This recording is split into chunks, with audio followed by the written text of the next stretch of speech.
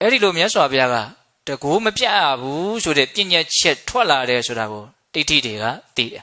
သိတဲ့အခါကျတော့ဟောဒီယံဂေါတမရဲ့တပည့်တွေဟာသူတို့ဆရာပြညတ်ထားတာကိုအသက်ဒီဟုသောအကြောင်းကြောင့်မှလည်းပဲလွန်ကျူးခြင်းမရှိကြဘူးဒါကြောင့်ဒီအချိန်မှာတို့ဟာသူတို့ကိုအနိုင်ယူရမယ့်အချိန်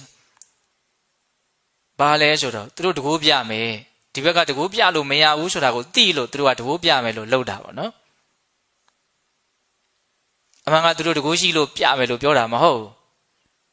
အဲ့တော့သူတို့တကူပြမယ်လို့ပြောတော့ယဟန်တွေကမြတ်စွာဘုရားကိုရှောက်တယ်မြတ်စွာဘုရားသူတို့ကတကူပြမယ်လို့ပြောတယ်ပေါ့ဒီဗိမိတာရမင်းကြီးကလည်းမြတ်စွာဘုရားကိုရှောက်တယ်တိဋ္ဌိတွေကတကူပြမယ်လို့ပြောတယ်မြတ်စွာဘုရားဘယ်လိုလုပ်မလို့ပေါ့သူတို့တကူပြမယ်ဆိုရင်ငါလည်းပဲတကူပြတိဟာပြမယ်လို့မြတ်စွာဘုရားအမိန့်ရှိတဲ့အခါကျတော့ဗိမိတာရမင်းကြီးကမြတ်စွာဘုရားတဲ့တကူမပြဘူးလို့ရှင်ဘုရားပြညတ်ပြီးသားမဟုတ်လားတဲ့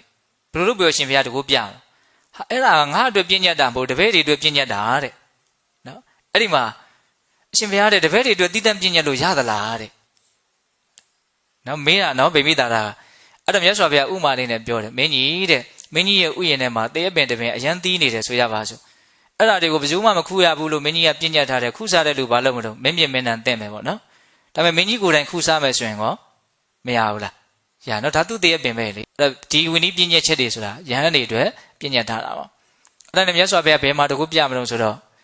ကန္တံဘတေးပင်ဆိုတာပြီးတော့ကြားဖို့တယ်ဟုတ်လားတေးဖြူပင်ရင်းမှာပြမယ်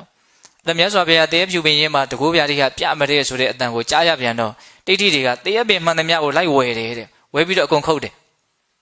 နော်ဒီကနေ့ပေါက်တဲ့အပင်လေးကိုတောင်မကြံဘူးတဲ့လိုက်ဝယ်တယ်မရရအောင်ဝယ်တယ်ဒါပေမဲ့ဘင်းရဲ့နန်းတော်ထဲမှာရှိနေတဲ့အပင်တွေကိုကြတော့သူတို့လှုပ်လို့မရအောင်ဒါပေမဲ့တူတူပြောကြပါစို့အချိန်ကြာလာလို့ဝါဆိုလပြည့်နေ့မှာပြမယ်ဆိုပြီးတော့အချိန်ကြာလာတဲ့ခါကျတော့ရသော်ဘုရားအတွက်တေးပင်ကမရှိဘူးအဲ့ဒီအချိန်မှာဘင်းရဲ့ဥယျာဉ်ထဲမှာတေးအသီးတစ်လုံးကခါချင်းအုံထားလို့ဘယ်သူမှမမြင်ရအဲ့ဒါကိုကန်ထားတဲ့ဥယျာဉ်မှုနာမည်ကမောင်ကန်ထားကအဲ့ဒီတေးအသီးကအနှံ့အရန်ကောင်းတယ်မြတ်စွာဘုရားဖုံးပေးမဲ့တေးအသီးပဲဒီဥစ္စာကအဲ့ဒါနဲ့